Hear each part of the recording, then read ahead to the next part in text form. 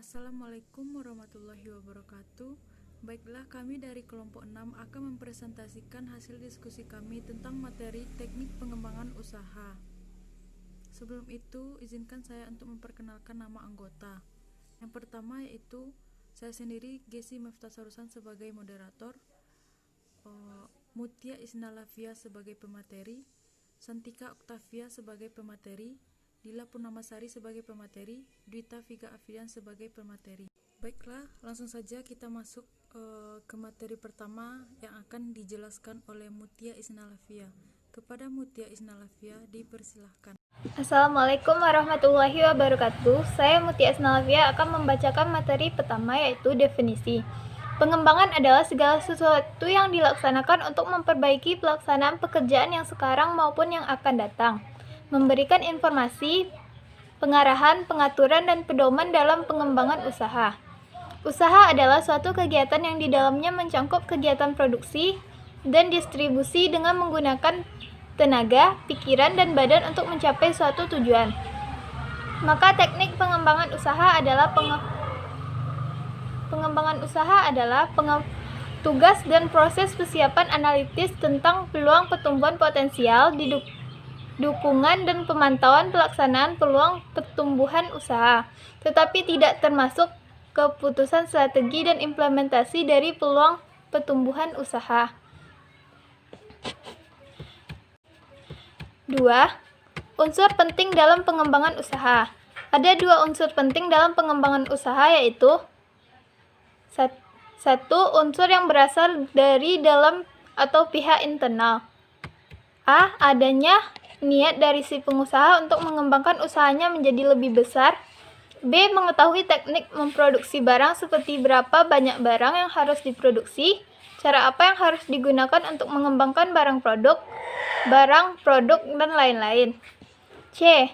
Membuat anggaran yang bertujuan seberapa besar pemasukan dan pengeluaran produk. 2. Unsur yang berasal dari luar atau pihak eksternal, yaitu A. Mengikuti perkembangan informasi dari luar usaha. B. Mendapatkan dana tidak hanya mengandalkan dari dalam seperti meminjam dari luar. C. Mengetahui kondisi lingkungan sekitar yang baik atau kondusif untuk menjalankan usaha. Materi selanjutnya akan disampaikan oleh Santika Oktavia. Kepada Santika Oktavia dipersilahkan. Baiklah, saya Santika Oktavia akan melanjutkan materi selanjutnya, yaitu tentang modal pengembangan usaha. Modal yang pertama yaitu dana sendiri. Dana sendiri, pemakaian dananya dimungkinkan bila memiliki simpanan tunai di bank atau berupa reksadana. Dana yang kedua yaitu dana pinjaman. Jika kita tidak mempunyai dana pribadi dan kekurangan dana, maka alternatifnya yaitu meminjam kepada bank. Dana yang ketiga yaitu dana gabungan, yaitu dana pribadi digabungkan dengan dana pinjaman dari bank. Materi selanjutnya yaitu tentang teknik pengembangan usaha. Teknik yang pertama yaitu perluasan skala usaha. Teknik yang digunakan untuk memperluas skala usaha yaitu yang pertama, menambah kapasitas mesin dan tenaga kerja, serta tambahan jumlah modal untuk investasi. Yang kedua yaitu menambah jenis barang atau jasa yang dihasilkan. Pengembangan jenis ini baik digunakan untuk menurunkan biaya jangka panjang sekaligus menaikkan skala ekonomi. Yang ketiga yaitu menambah lokasi usaha di tempat lain. Perluasan skala ini juga harus memperhatikan beberapa aspek, yaitu produktivitas modal dan tenaga kerja, biaya tetap dan variabel, biaya rata-rata, skala produksi yang paling menguntungkan. Ketika skala usaha sudah berkembang di titik tertinggi, pengembangan skala usaha harus dihentikan. Sebagai gantinya, usaha dapat dikembangkan dengan menambah cakupan usaha. Strategi berikutnya yaitu perluasan cakupan usaha. Perluasan cakupan usaha atau diversifikasi usaha dilakukan dengan mengembangkan jenis usaha baru di wilayah usaha yang baru, serta dengan produk yang baru dan bervariasi. Strategi berikutnya yaitu perluasan dengan kerjasama, penggabungan, dan ekspansi baru. Berikut jenis perluasan. Yang pertama yaitu joint venture. Joint venture adalah bentuk kerjasama beberapa perusahaan dari negara yang berbeda menjadi satu perusahaan untuk mewujudkan konsentrasi kekuatan-kekuatan yang lebih padat. Perluasan yang berikutnya yaitu trust atau merger. Merger adalah proses penggabungan dua perseroan menjadi satu perusahaan. Salah satu perusahaan tersebut akan tetap berdiri dengan nama yang sama, sementara perusahaan yang lain akan hilang dan kekayaan menjadi milik perusahaan yang baru. Merger juga dapat dibagi menjadi 3 jenis. Yang pertama, merger horizontal, kedua merger vertikal, dan konglomerat. Perluasan berikutnya yaitu holding company atau akuisisi. Holding company adalah penggabungan beberapa perusahaan dengan salah satu perusahaan yang bertujuan untuk memiliki saham dari perusahaan yang lain dan bisa mengatur perusahaan tersebut. Perluasan berikutnya yaitu sindikat.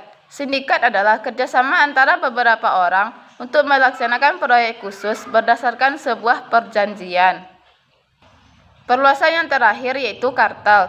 Kartel merupakan kesepakatan tertulis antara beberapa perusahaan yang sejenis untuk mengatur dan mengendalikan berbagai hal dengan tujuan menekan persaingan dan meraih keuntungan.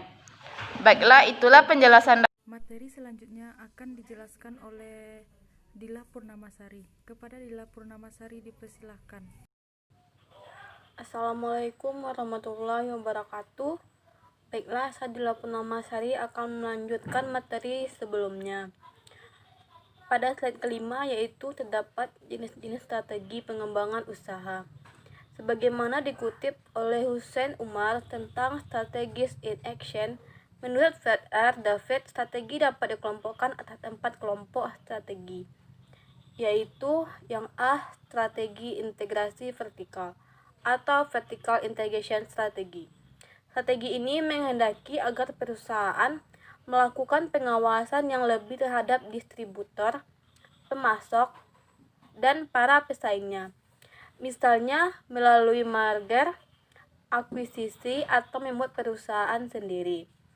Yang B, strategi intensif atau intensive strategi. Strategi ini memerlukan usaha-usaha yang intensif untuk meningkatkan posisi persaingan perusahaan melalui produk yang ada. Yang C, strategi disertifikasi atau desertification strategi. Strategi ini dimaksudkan untuk menambah produk-produk baru. Strategi ini makin kurang populer, paling tidak ditinjau dari sisi tingginya tingkat kesulitan manajemen dalam mengendalikan aktivitas perusahaan yang berbeda-beda. Yang D, strategi bertahan atau defensive strategi.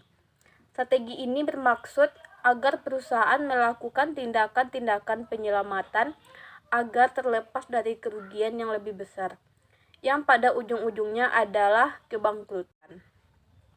Pada slide ke-6 yaitu pengembangan usaha. Dalam melakukan kegiatan pengembangan usaha, seseorang wirausaha pada umumnya melakukan pengembangan kegiatan usaha tersebut melalui tahap-tahap pengembangan usaha sebagai berikut. Yang A, memiliki ide usaha. Awal usaha seorang wirausaha berasal dari satu ide usaha. Ide usaha yang dimiliki seorang wirausaha dapat berasal dari berbagai sumber. Ide usaha dapat muncul setelah melihat keberhasilan bisnis orang lain dengan pengamatan. Selain itu, ide usaha juga dapat timbul karena adanya sense of business yang kuat dari seorang wirausaha. Yang B, penyaringan ide atau konsep usaha. Pada tahap selanjutnya, wirausahawan akan menuangkan ide usaha ke dalam konsep usaha yang merupakan tahap lanjut ide usaha dalam bagian bisnis yang lebih spesifik. Penyaringan ide-ide usaha akan melakukan melalui suatu aktivitas penilaian kelayakan ide usaha secara formal maupun yang dilakukan secara informal. Yang C. Pengembangan rencana usaha atau business plan. Wirausaha adalah orang yang melakukan penggunaan sumber daya ekonomi untuk memperoleh keuntungan. Maka, komponen utama dari perencanaan usaha yang akan dikembangkan oleh seorang wirausaha adalah perhitungan proyeksi rugi laba dari bisnis yang dijalankan. Proyeksi laba rugi merupakan muara dari berbagai komponen perencanaan bisnis dijalankan.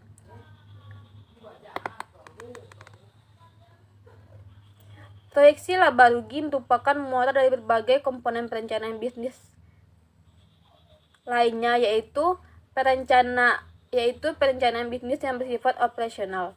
Dalam menyusun rencana usaha atau business plan, para wirausahaan memiliki perbedaan yang dalam membuat rincian rencana usaha.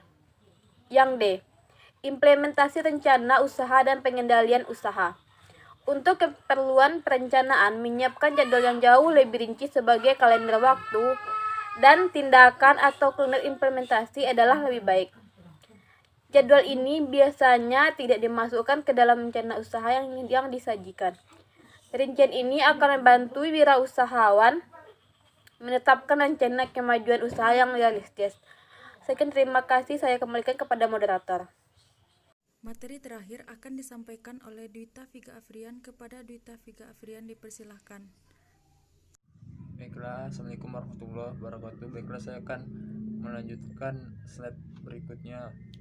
Studi kasus. Penelitian ini dilakukan di PT Sentosa Adi Makmur, Surabaya. Pada skripsi ini, peneliti membahas tentang pengelolaan usaha atas kaki pada perusahaan PT Sentosa Adi Makmur, menganalisis lingkungan internal dan eksternal perusahaan, dan merumuskan alternatif strategi yang dapat digunakan oleh PT Sentosa Adi Makmur. Peneliti ini memiliki jenis penelitian kualitatif deskriptif dengan menggunakan metode wawancara. Hasil penelitian menunjukkan bahwa pengelolaan fungsi bisnis dalam perusahaan sudah berjalan secara baik, kecuali pada aspek pemasaran. Aspek pemasaran karena perusahaan tidak memiliki strategi pemasaran yang beragam dan juga variatif. Sementara untuk analisis lingkungan eksternal menggunakan potential forces, menunjukkan adanya ancaman persaingan perusahaan sejenis. Oleh karena itu, penelitian menyarankan agar perusahaan melakukan kegiatan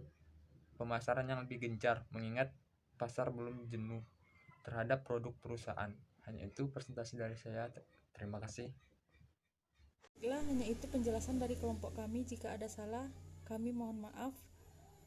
Saya tutup dengan Assalamualaikum warahmatullahi wabarakatuh.